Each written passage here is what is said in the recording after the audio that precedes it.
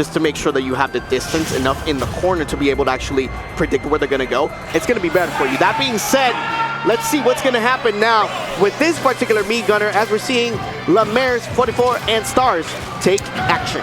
Okay, this is the grenade launcher missile set. So yeah, grenade launcher missile and down B bomb. So this is fully like long range, heavy zoning.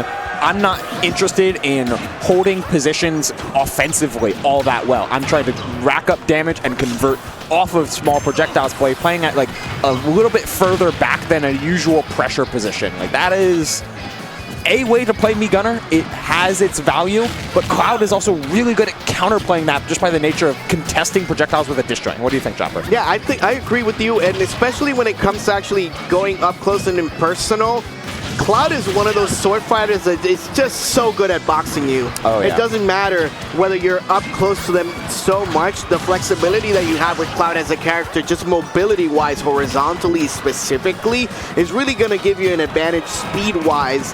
Whereas Meat Gunner is always going to be a little far behind, not only because of the projectiles, but also the movement speed is a little lackluster. A super reliant on seeing like these down B bombs and forward airs as just like a way to let horizontal pressure exist, but StarZ is maneuvering, sour hit of that climb hazard, maneuvering around with simple like jump backs, dash ins, you know, a couple back airs here and there, nothing too crazy, not trying to reinvent the wheel here, just rack up damage, nickel and dime, play the long game with the zoner and try to outvalue them hit for hit. So that's exactly what's going to happen if you continue to feel the pressure from Cloud. He was forced to actually roll out, and then Cloud just catches him with that fair to take away that first stock as well. Not only that, part of the reason why I kind of prefer Charge Shot over the Grenade Neutral Special is just because it gives you more ability to be able to maneuver in the air. You're able to actually be reversed and then actually use the fair to pull yourself forward onto the stage. That's another movement option that you have available. Yeah, being able to swap the direction you're facing to utilize the forward air at speed that you get, like backwards, change the side that you're facing, have that as an extra utility that is more active rather than passive. And we're seeing right now, because of the way that the stage is oriented with the platforms, PS2 being so wide, StarZ has a lot of places to just retreat to if he ever feels like he's in a really, really big bind. Oh, go ahead. Yeah, no, that being said, we're seeing good edge guard situations and ledge traps from the gunner. That's why the down smash was so effective there. 134 already, and we're seeing fully charged limit. Gonna miss that cross slash. While StarZ has been playing well, there's a bit of a lack of limit hitting. He has been able to use that climb hazard. Missed a couple of cross slashes as well, so might want to start predicting a little better what Gunner wants to do, and does so well. As soon as they touch the stage, that's a back air. Oh yeah, instantly down. Oh, hopping over that forward air, big damage. Instantly 46, and like Chopper, I don't know how you feel about it when it comes to like playing a longer like zoning game, but like even taking 30 damage as like a player that's trying to elongate the game can feel absolutely devastating, because those opportunities do not come by often, especially with an opponent playing as flexible as StarZ is right now. They do not, Ubo, for sure. Yeah. We're seeing 139 already at 140. On the outside looking in, 95% extra credit is actually pretty good for StarZ. Ooh. Let's see if they can capitalize at least and seal this stock away. Love to see the variable use of cross slash here. Like it's, you know, as our good friend in New Jersey, Gavin or Tweak, wants to defined it, like one of Cloud's, the climb hazard, catching that neutral get up. Perfect stuff, nice reaction there from StarZ, but as I was saying here, Chopper, like the way that StarZ is like typical advantage state procs, especially on shield, like if a back air hits shield, it's to go like back air into cross slash, and then if it hits, great, you hit confirm the cross slash. If it misses, you can play the stagger mix up with cross slash or disengage after one or two or none at all. But that interaction alone absolutely transforms how Lammers has been able to like dash in with shield or even approach and try to like follow his projectiles, because the backer will beat out things like missiles and cross slash will catch a lot of movement afterward. It's really been like allowing StarZ to like hold a lot of the initiative in a matchup like this. Yeah, so to summarize, me Gunner having a bad time right now. Very true. Cloud has been pretty much dominating the game. That being said, looks like the stage pick has been making a very big difference. We're seeing 91% already onto StarZ rather, and the Gunner is actually taking a little bit of momentum on their own, using the projectiles to their advantage and trying to move away. That being said, now we're seeing another back air actually getting onto the side, looking dangerous if you're the Gunner. Just peppering back and forth. I do like this smaller stage though. Less maneuverability helps a ton when half of a nice up tilt there to cover the platform. But to cover space with that neutral special, that like grenade, you want it to hit shield or at least contest close to shield. A smaller space helps it be more effective, and we're seeing it pay dividends right off the jump. For sure, and it's super interesting as well, because you would think zoners would prefer bigger stages. But the Gunner actually gives themselves an opportunity to be able to say, I'm not locked in here with you, you're locked in here with me. Oh, yeah. And the offense has been working out so far. That said, that's not really going to matter if you start hitting those limit cross slashes. The ever difference maker. Like, that's such a huge X factor. Like, to just transform stocks, taking that like 90 to 100 consistently, if not lower, if you can find like a cross slash close to a corner, like, absolutely transform a game, but you got to find those hits, and well, StarZ is looking for them. That kind of feels like that might be the reason why this stage particularly could be a gamble, just because of the fact that they don't have enough space to be able to get the heck away from them. They're going to feel trapped as soon as Cloud takes advantage.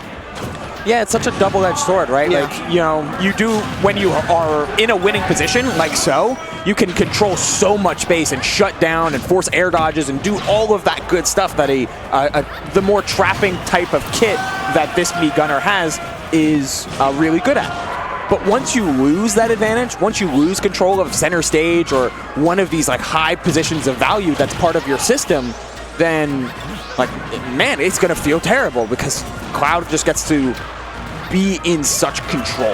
Yeah, you really have to have the confidence to be able to actually pull this one off in particular, and it feels like Lammers is doing a tremendous job at just keeping as tight as it possibly can be throughout the course of it. Limit already charged up by the side of Cloud. We're seeing Nairs coming in, and now Blade Beam actually getting interrupted by one of the projectiles, which is also going to be an important tool for Gunner, especially in this matchup. What's funny is Blade Beam is usually transcendent, but only to other projectiles of similar makeup. Missiles and the down B bombs count as physical particles that you can apply hit stun to. So it can block a Blade Beam and make it really low value. Again, another air dodge getting caught here, but luckily Limit is online, so drifting back to stage without having to use it, trying to find these back. Oh, though, just run up cross slash with punishing that dash attack and then some. Not happy with how that game went, but still walking away with the win in game 2. That's 2 for the Cloud. And now we're going to see what is going to happen if they're going to run it back to small battlefield, and effectively they do so. They want to try to run it back. It was a pretty close game by the Gunner.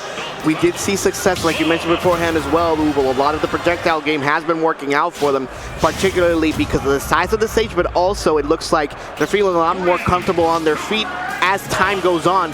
This third game might be pivotal, especially to move that momentum. Not only that, you need to win 3 in a row to actually advance. Oh, yeah. Back certainly against the wall here for Lammers in this winner side.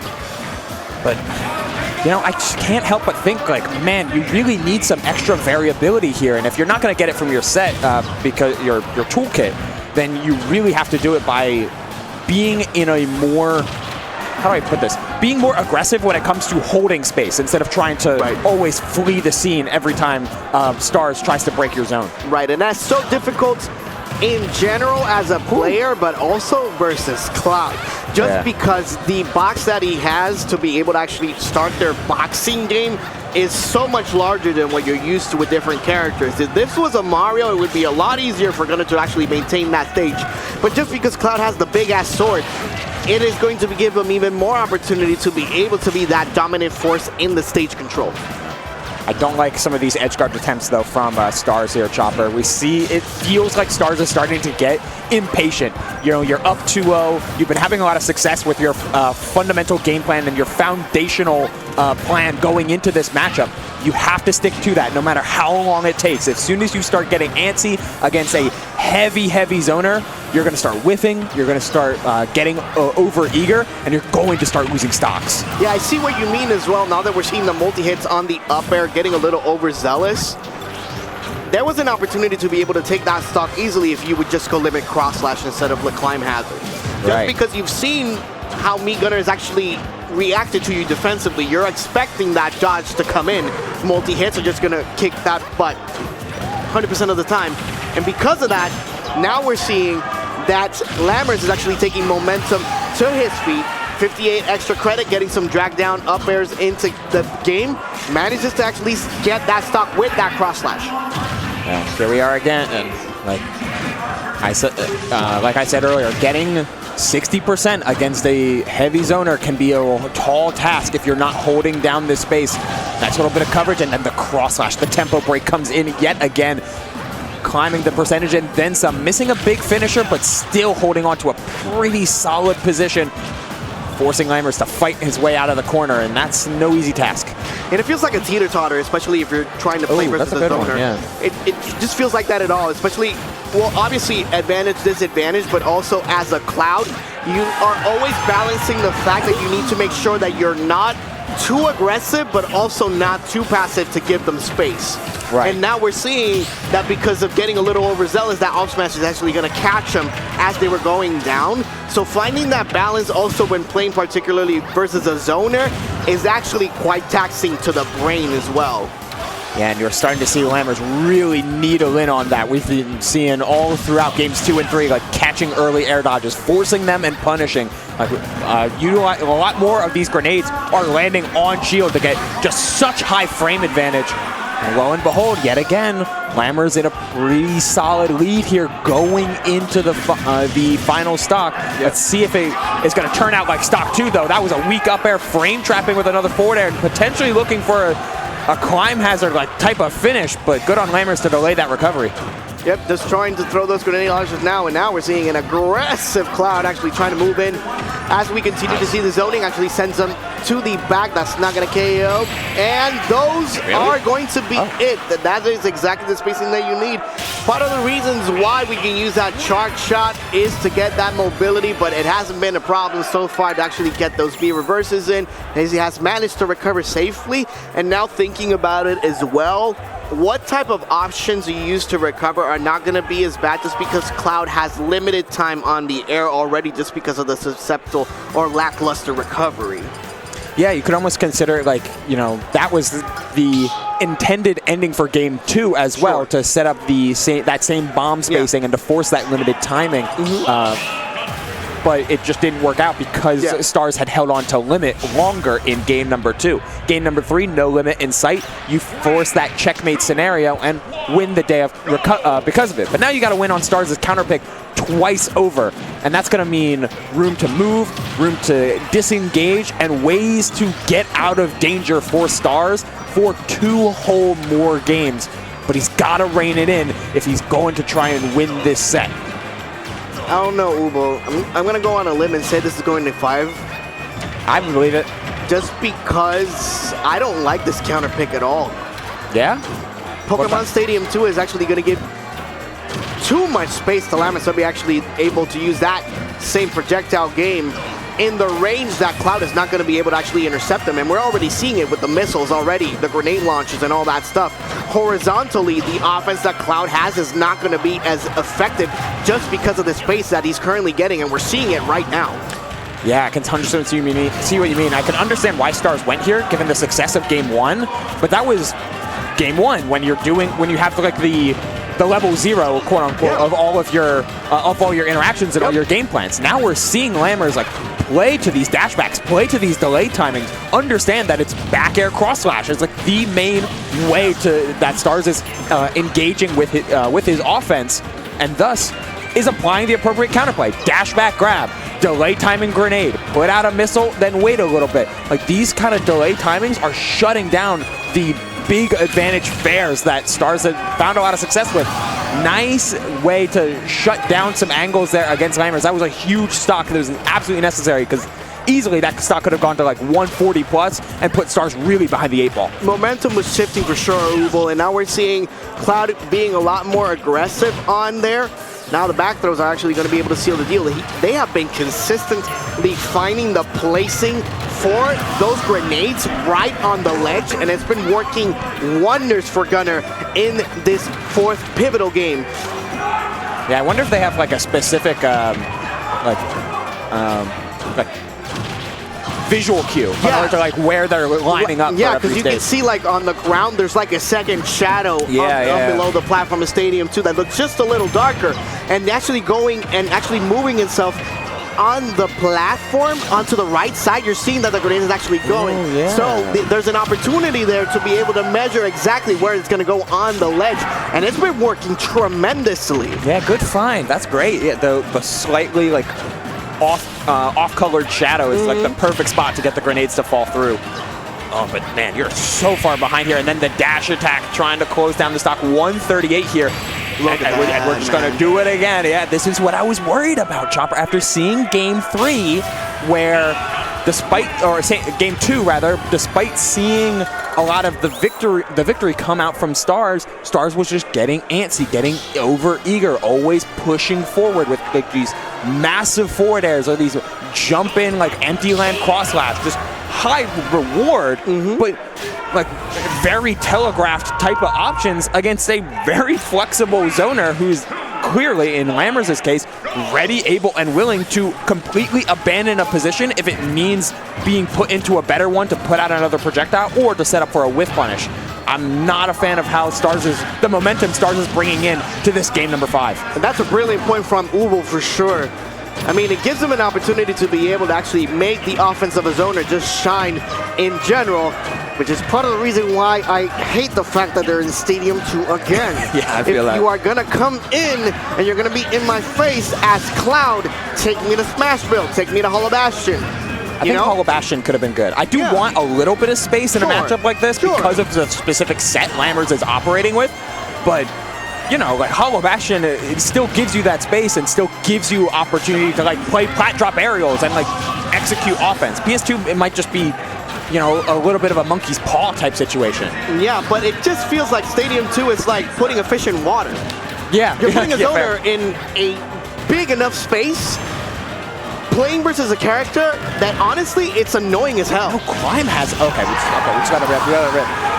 That, hopefully for StarZ and clearly all the Philly fans watching, is going to be a difference maker, because now for the first time in a while, StarZ has like a defined stock lead and is trying to do something with it. He really is. Okay, the Crime of the cross slash does in fact land, but man, oh man, you need to make this stock absolutely count. And these air dodge ins are one of the few whiff punishes on that for the first time in a while. But hey, the grenade comes down and 50% is not enough here. You need to really put an exclamation mark on this lead. People sometimes underestimate how much of a mental toll it is fighting versus a zoner. I agree. Going 5 games, especially with somebody like Lammers with a B-gunner of his caliber, it starts chipping away at you psychologically as time goes on, which is part of the reason why StarZ has been struggling. He's getting overzealous and getting aggressive, and now that he's seemingly maintained a lot better composure, he has had opportunities to be able to be successful